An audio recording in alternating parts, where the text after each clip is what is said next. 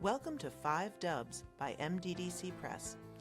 I'm your host, Rebecca Snyder, the Executive Director of the Maryland, Delaware, and DC Press Association, which represents news media in our region. 5 Dubs focuses on the who, what, when, where, and why of local news media. We'll talk with the journalists about the stories behind the news. You can find more information about our guests in the show notes or on our website, www.5-dubs.com. Welcome. Today we're in the studio with Emily Sachs of the Journalist Trauma Support Network, which is a program of the DART Center out of the Columbia Journalism School, which is a mouthful. But welcome, Emily. Thank you very much, Rebecca. It's really nice to be with you. Well, and I'm really fascinated by your program and the topic in general. So tell us more about the Journalism Trauma Support Network, the JTSN, and how it fits into the work of the DART Center, because you've been working with them for a long time. You're a clinical psychologist. You've worked with a lot of trauma-informed support. You've written curriculum. You've done a lot of things. So put it in context for us. Yeah, so the DART Center for Journalism and Trauma at the Columbia University Graduate School of Journalism it's really an education center and a think tank. They were formed in 1994 really to help educate the journalism field on covering trauma and doing it in a way that is ethical, that is excellent, that informs the public about trauma without traumatizing the public. And so for decades, the DART Center has been working with journalists, educating them, researching. They have a research lab at the University of Oklahoma, Tulsa, run by Dr. Alana Newman. So they've been kind of figuring out how best journalists can cover trauma and do their own psychological safety as well while covering trauma. And I became involved as a co-trainer in psychosocial trainings for journalists at different newsrooms and associations to help journalists, really know how to interview individuals who may have been traumatized, how to interact with the public around trauma, and also how to best prepare themselves to cover trauma and to deal with how this might affect them. So I was kind of a consultant collaborating with the DART Center, but we often got a request for therapy, which the DART Center does not do. Specifically, journalists and newsrooms would ask, where is the list of really trusted, excellent trauma therapists who also understand journalism occupational culture? Because as you and I know, it does have a distinct occupational culture, much like the military does, like police do, like other first responder groups do. But unfortunately, there was no such program to train clinicians on working with journalists or that occupational culture. And we didn't have that list of clinicians. So actually there was a gift from google.org to support journalist psychosocial health. And the DART Center Executive Director, Bruce Shapiro, said to me, will you help us kind of think about how we could develop this list of clinicians that we can trust with trauma care and that we can trust with journalists, specifically understanding their journalism occupational culture. So this became a project of the DART Center it's a training and education program for clinicians. We train clinicians to work with within the occupational culture of journalists. And then the JTSN is then a network of clinicians who've had this training, and their services are open to journalists throughout the community in the U.S. Mm-hmm. Well, and I think that's such a needed service because, there's so much to unpack there in what you shared, but I kind of want to go back to the start because I think sometimes trauma is a word that's thrown around a lot. Yes. And so in journalism, of course, journalists are reporting on everybody's worst day. It is like police or fire personnel. You're not going in. Sometimes you're going in when it's rainbows and kittens, but often not. So tell us a little bit about trauma and how it sort of your definition of it, because I think also trauma is really normalized in journalism. You see all sorts of things every day that it just becomes sort of the normal course of business. So talk to me about what trauma is. Yeah, so there's a couple of main types of trauma and then things that are different from trauma, which we focus on with our network. So one is the kind of big T trauma, PTSD type incidents where, let's say you're a journalist who is used to covering crisis and traumatic events, and you do it really well. You have a great skill set in that. You know how to get what you need to do the work, but then something really terrible happens that breaks through your norms, that breaks through your defenses, and suddenly you're really impacted. And you can no longer work the way that you used to work. Maybe your relationships are seriously impacted. You can't shake this kind of change that has happened to you and your life as a result of this. And there are many reasons that distressing, upsetting, horrifying events can get to an individual where they might have been really resilient to lots of other kinds of terrible events. A lot of times that happens, that relates to things that happened in our own childhood, Sure. and earlier life. But there's no right or wrong reason why a horrific event might be traumatic for you when other events might not have been. When it gets to you to the point that you can no longer do the things that make your life work, make your job work, that make you a good provider and family member and so forth, then you need care. And you may have PTSD, or you might have something that's not exactly a trauma disorder like PTSD, but it's really gotten to you, and we help with that. Another really big type of trauma is secondary or vicarious trauma.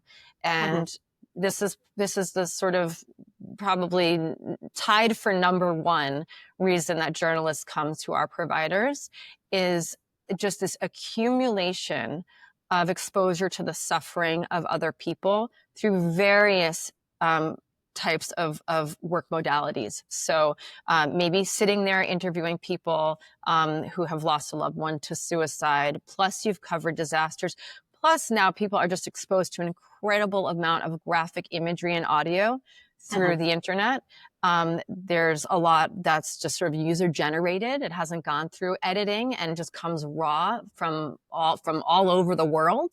And journalists are tasked with going through that and finding what's relevant to the story. So after many years of kind of consuming this media in order to process it and deliver it to the public in a meaningful way, a lot of folks just have accumulation of secondary trauma. And what that often looks like is similar symptoms to trauma that happens to a horrific event that happens to the self. You might have a lot of sleep disruption, unfamiliar feelings of anger, fear and vigilance, feeling differently about the world, feeling like things have no meaning, having experiences where the thing that bothered you just keeps coming back unbidden, and sort of cutting into your consciousness during the day. And again, when this gets to the point where you can no longer kind of make it work, then you need treatment for that too. And that's another valid kind of trauma. Something else that's very common for us to work with is just an unusual kind of perfect storm of stress coming from a lot of different sources for journalists. So one is just the changes in the industry and the job insecurity that comes with. So much of local news has been shut down. There's huge corporate ownership. There's great job instability and a lot less access to on-site mentorship. Folks who have been there for a long time and mentor younger journalists who come, which has been such an important part of the culture and the field for so long. COVID-19 led to, things being done remotely, which can be hugely helpful, but you lose that newsroom camaraderie and support. Because it's such a competitive industry with such job insecurity, there's a lot of financial stress and strain. And then people do have a lot of issues that can come up with burnout, conflict with management, moral conflict with the way that business as usual can be done in these corporate environments. And again, these are really resilient professionals who know how to deal with a lot of stress. who are good at it. But this can reach a level that is less workable and really make people feel like they are no longer up for the job, and they really have to question whether they can continue in this way. And it can interact with other problems and other diagnoses. So I would say that this kind of general industry stress, direct trauma, vicarious trauma, those are the big three. Now, there's one other major area, which is relatively new in the United States, which is a sort of onslaught of online and offline harassment. Right. I wanted to ask you about that, Yeah, because that has to contribute, just that general feeling of being under attack. definitely. Harassment going hand in hand with misinformation and disinformation.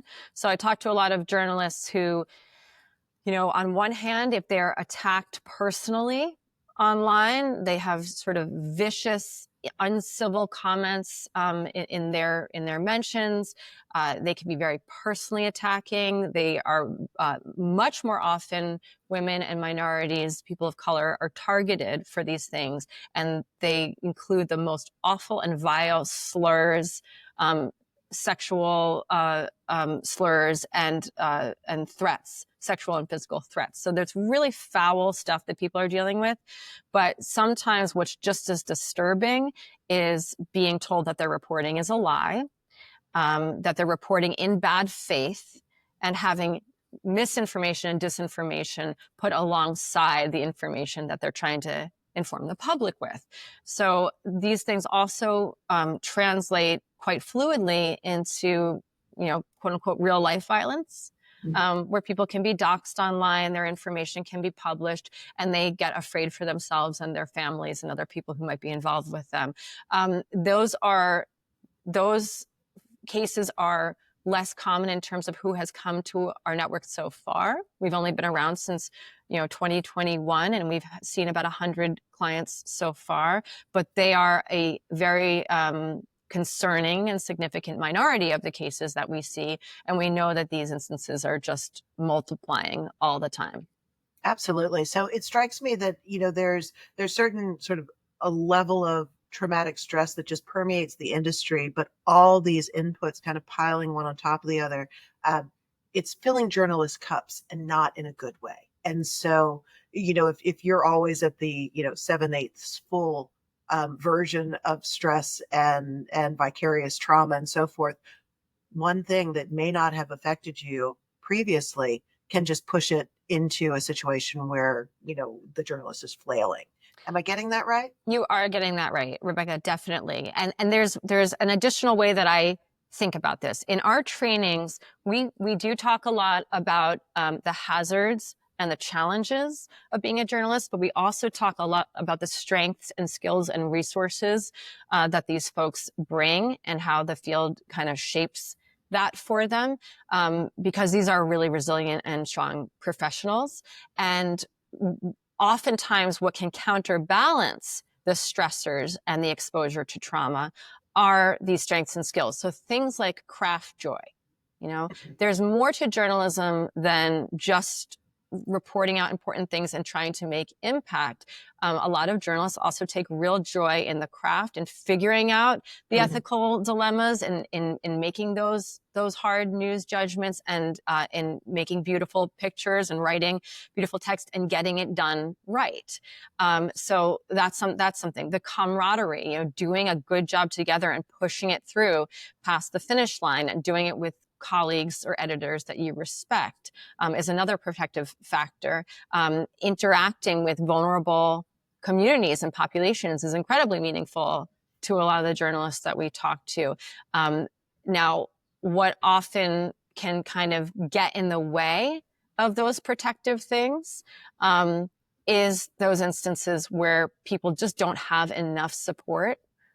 Probably often institutional support. They don't necessarily feel that their institution has their back, or they're having conflict with management, or the kind of requirements and quotas of the job don't necessarily reflect their core mission anymore.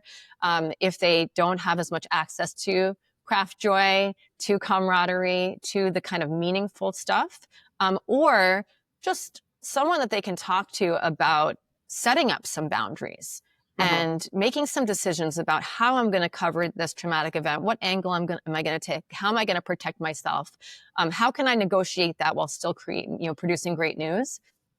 If I can't have those conversations in an open and a way where they feel trusted and respected, then those protective factors start to break down, and the trauma that they otherwise could have, the trauma exposure that they were handling, it's not worth it anymore. It becomes too much without those things to balance out the experience. And that makes a lot of sense. It's a very idealistic industry in many respects. You know, journalists want to pursue truth.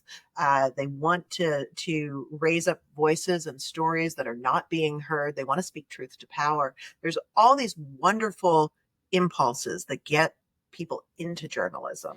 And then these instances of trauma sort of add up. And so it sounds like what you're saying is kind of connect back to maybe some of the reasons that one entered into the industry, like the love of creating a good story or a beautiful picture or crafting a narrative, and relying and creating camaraderie with your fellow journalists or with someone out in the world. You know, like it doesn't have to be what I think I'm hearing is that it doesn't have to be people in your newsroom necessarily, just these kind of four supports of craft joy, camaraderie, interacting with vulnerable communities, and creating boundaries and support.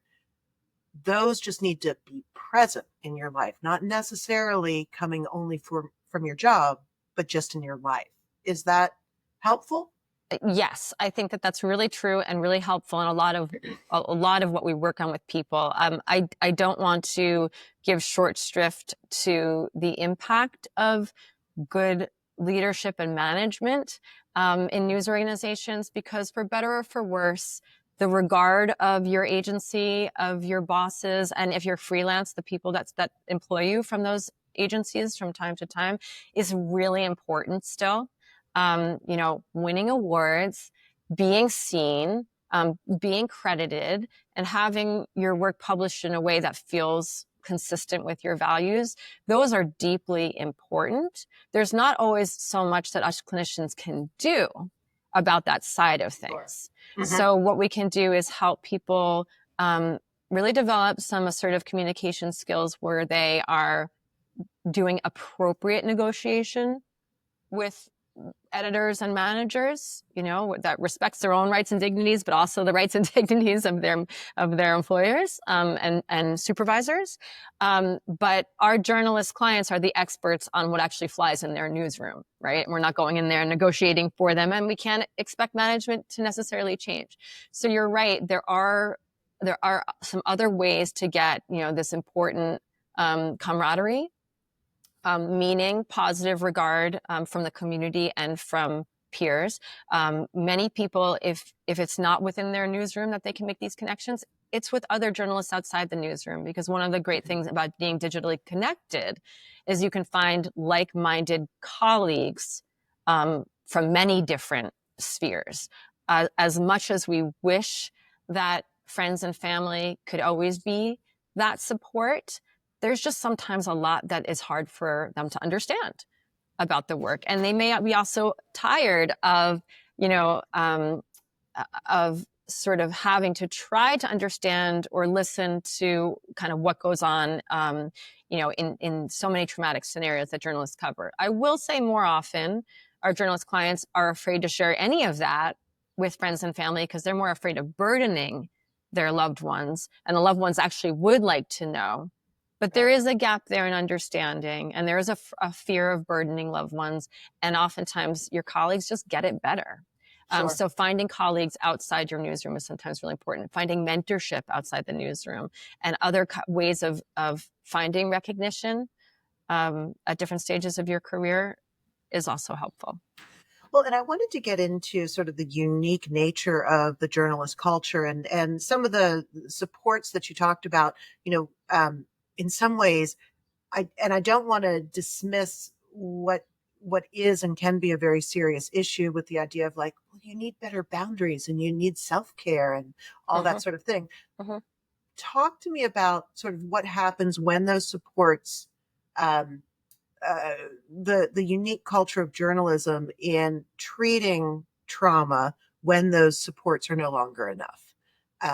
So it's because the sort of the adrenaline rush of breaking news, or the newsroom culture of, well, you just work 24 hours and then you get up when there's another breaking story. Like, it is always a go go go culture, and there's a certain pride in, I can handle anything. So how do you, when you get to the point where you're at sort of a treatment level, how do you use both the aspects of newsroom culture to help break through, and what makes that culture unique versus other trauma patients that you've worked with? Yeah, so I think a lot of the things that you're saying are exactly what we're educating our clinicians about. What are the um, expectations of the job, and how to learn more about that from your client, right? How to understand, your medium and your beat and your role at your organization. Because if you're an investigative reporter, researching something for a year, very different than daily breaking news where you have to get a source to talk to you right now. And those relationships are different. So first of all, what to listen for to understand how that person's job works, and how in their kind of calm moment, they would describe the expectations and necessities of the job.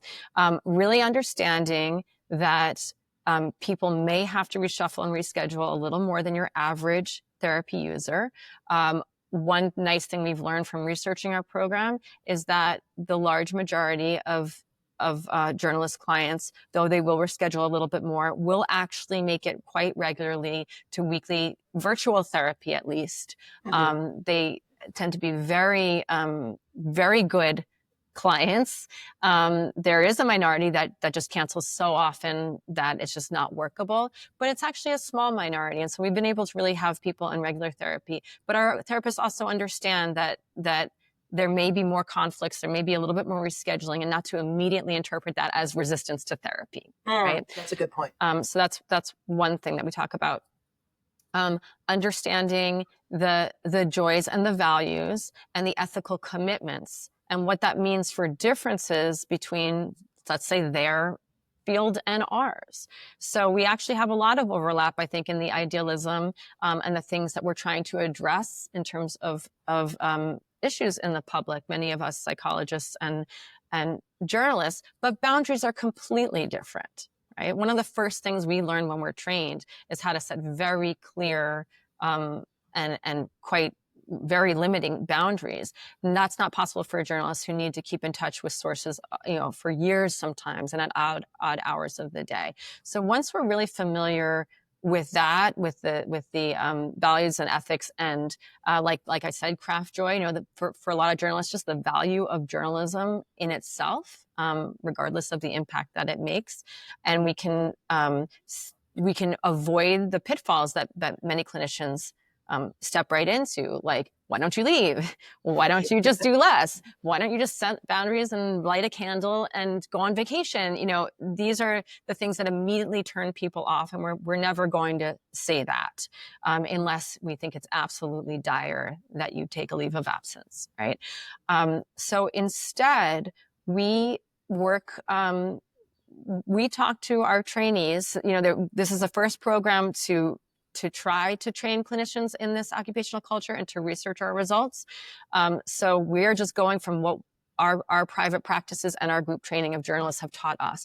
We go with a harm reduction model. That's one of the ways that we suggest our clinicians work, which is to say, okay, many people are just going to keep reading their comments. They might have to for their job, right? Possibly they can get a buddy, professional or personal, to monitor that for them, but they're going to interact with reader comments. How can we reduce the harm that's coming out of that if this is one of the triggers that's really bringing up an old trauma in a way that's not workable right now? We're we're getting rid of the black and white, and we're going for the middle path with a lot of things, and really enlisting that journalist to help us to collaborate on what is going to make this workable.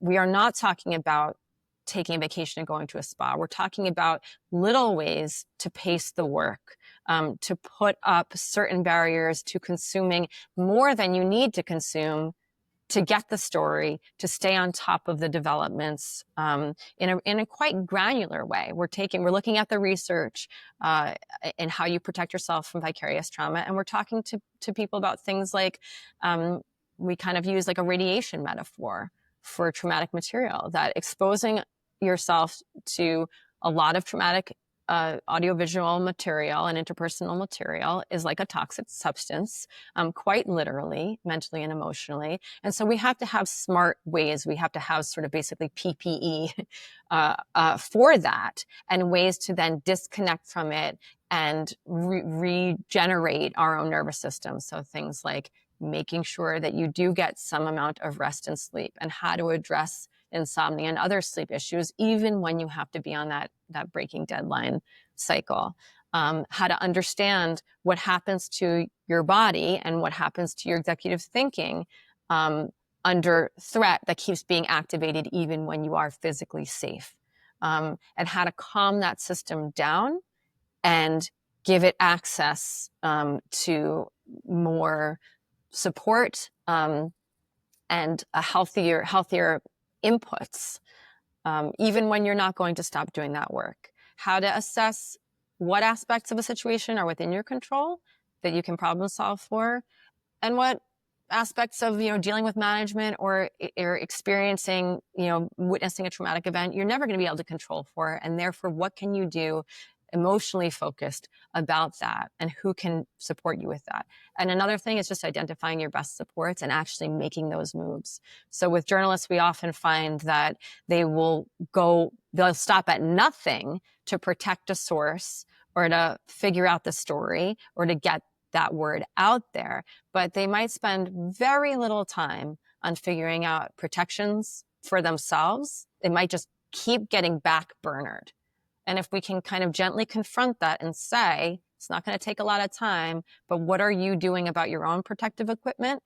And giving them a good metaphor for that, where they can see that it's just not rational, it's not reasonable to go into a toxic environment with no preparation and without a sort of during and after plan, then we can put a lot of skills on board and also have a relationship with them where they can get listened to too.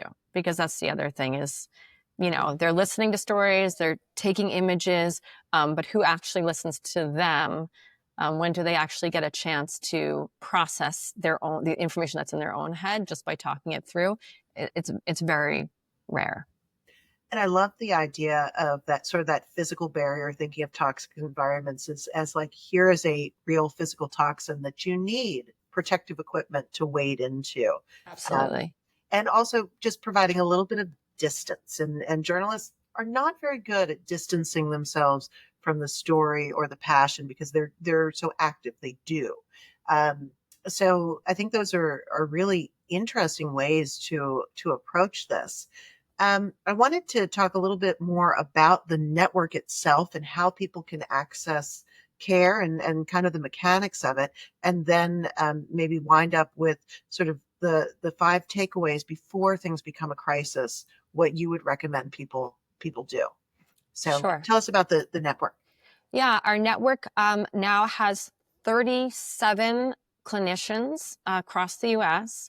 We're collectively licensed in, I think, 43 U.S. states, because many of us have licenses in multiple states. And journalists can access that directly by going to jtsn.org. Under For Journalists, we have a therapist directory. Just click on your state, and you'll get a list of, get a bunch of profiles of our network that are currently practicing there. Only people who have been through our 6-month training program are listed on this site. And so these are all people who we can vouch for their background excellence in trauma training and that they've completed our 6-month course in good standing.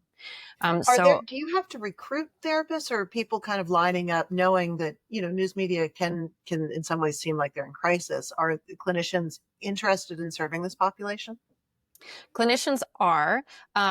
This was a pilot program in 2021, and so far we've trained 2 cohorts. We've just applied for funding to train 2 more cohorts, and when we have around 100 clinicians, I'm going to stop and kind of evaluate the impact on the country in terms of how well this set kind of serves the journalist population here. But having 37, so your question's a good one. I personally have taken care of most of recruitment. I reach out very diffusely to get a really diverse set of applicants.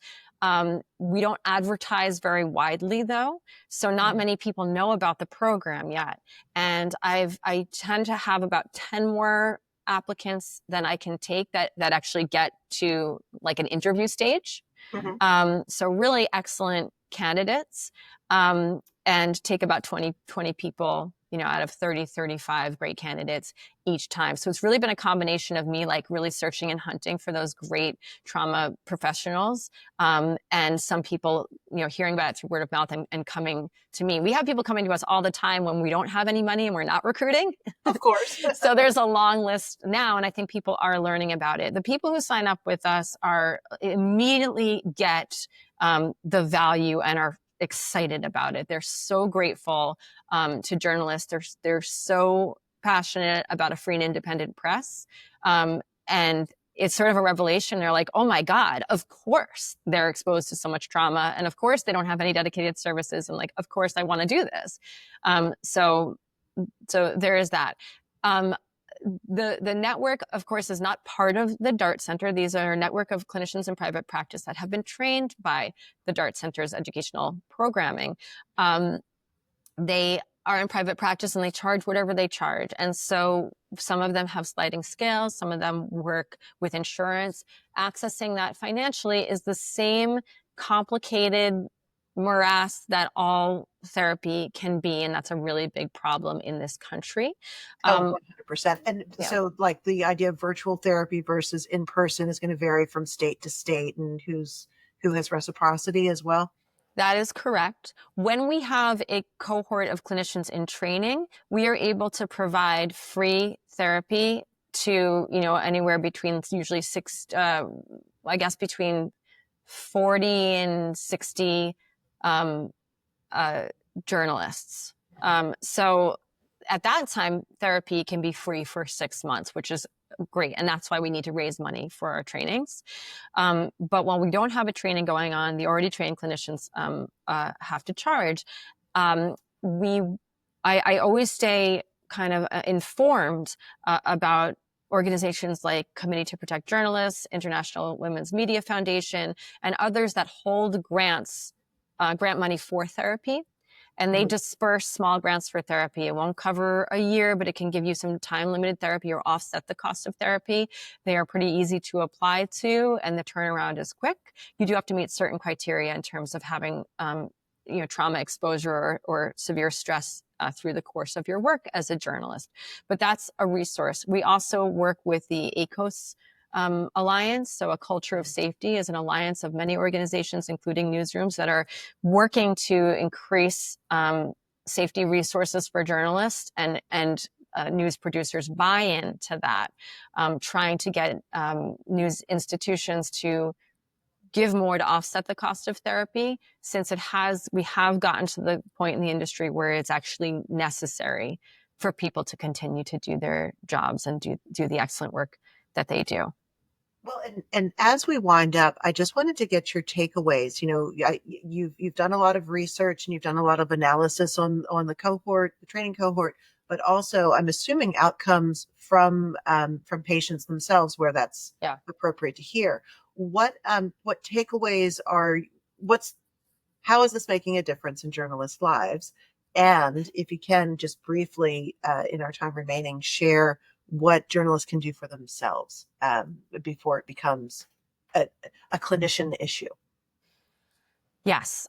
So starting with our outcomes are incredibly encouraging. I already said that journalists make use of this. We have had no trouble filling our training slots, and all of our initial 65 training cases, all but one, finished just about all of the sessions that were offered. So this Oh, is that's an incredible. incredible uptake level for any psychological service study, like pretty much unheard of. So what we see is that people are ready, they want it, they need it, and if it's accessible and affordable, they will absolutely take advantage of it. They will make the sessions, even though they have to sometimes reschedule, they'll go out of their way to make the sessions. Our clinical outcomes were quite extraordinary as well. We saw very significant reductions in PTSD symptoms, depression symptoms, symptoms of stress, suicidal thoughts, and an increase in well-being in terms of the measures that we use. We also got incredible comments with many people saying, I've done therapy in the past, but this was completely different. You understood my work environment, the challenges, and I was able to learn a really different way to approach my work. I've not been in therapy before. I was afraid to start. I didn't think they'd get it. This therapy saved my life. Other people saying I'm able to stay in the field longer because of it. So really everything that we hope to see is happening. I really, we have a white paper that we're about to release detailing all of this. Recommendations for journalists is, I think, number one, having a realistic assessment of what's going on. If you feel like it's too much, if you feel like you can't work the way you used to work, if you feel like maybe you're losing it, you are not alone. You're not wrong. It's a really hard time in the industry.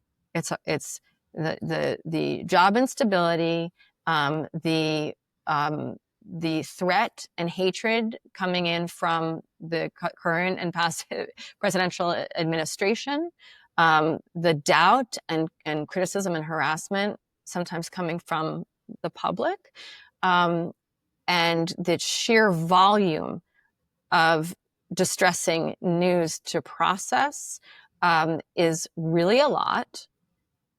And it's kind of unlike any other time in history. If you feel that you need to make a change, you might be right. And we need to work more on shame about that. If you feel like you want to keep going and make smaller changes, you might be right. And we need to start working on shame about that. Mm-hmm. This is another message I want to give people, is that this is a collective endeavor.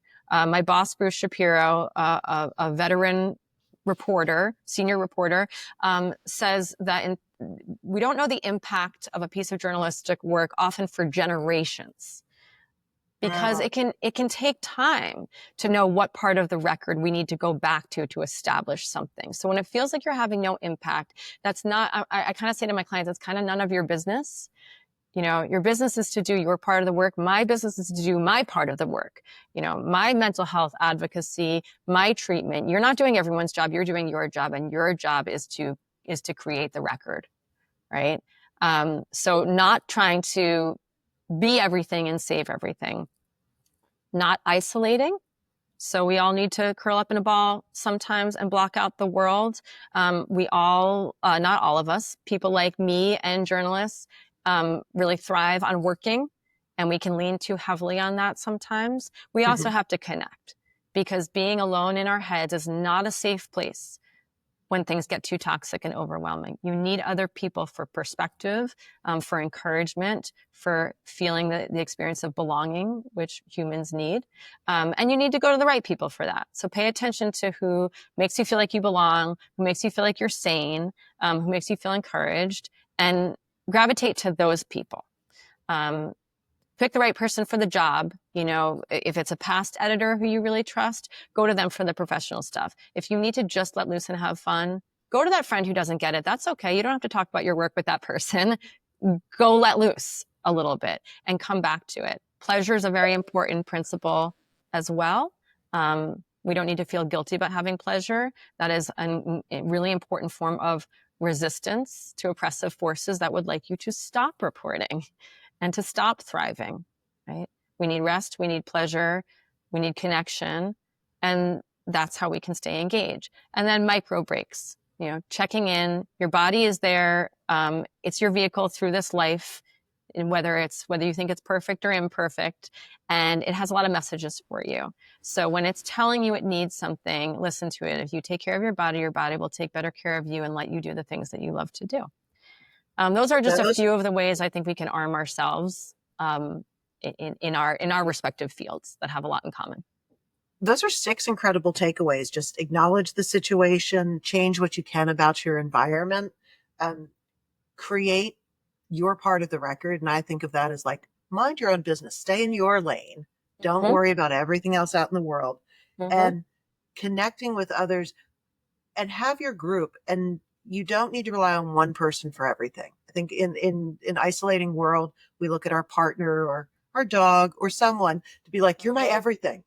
But you can have different people for different things. And keeping joy and pleasure centered as part of your life is a super important piece. And then really connecting in with your body. Your body is sending you messages all the time. So it's more than like, oh, I'm here and I'm going to make this body do what I need it to do. But really it's a partnership that's sending up some flags, and thinking in that physical way can be really helpful. This has been such an extraordinary conversation. I really appreciate your time and your energy and your willingness to put this program together and do the hard work of analysis and recruitment and training. So I thank you for that. And if people are interested either in becoming a clinician or seeking out services, it's just JTSN.org, correct? Yes, everything is on that site for both groups, clinicians and journalists. Please come see us there. Terrific. Well, thank you so much for spending time with us. We'll have to have you back when you've reached that 100 clinicians, so we can hear more about the efficacy of the work. So thanks so much. Can't wait. Thank you, Rebecca. This has been great. Thanks for listening to 5 Dubs with Rebecca Snyder. Please subscribe and leave us a 5-star review wherever you download your podcasts so that others can find us. What do you want to know about local journalism? Email me at rsnyder, SNYDER, @mddcpress.com. Interested in supporting our podcast and journalism? Please donate to our 501c3 Press Foundation. Find out more and see the full episode list and show notes at www.5-dubs.com.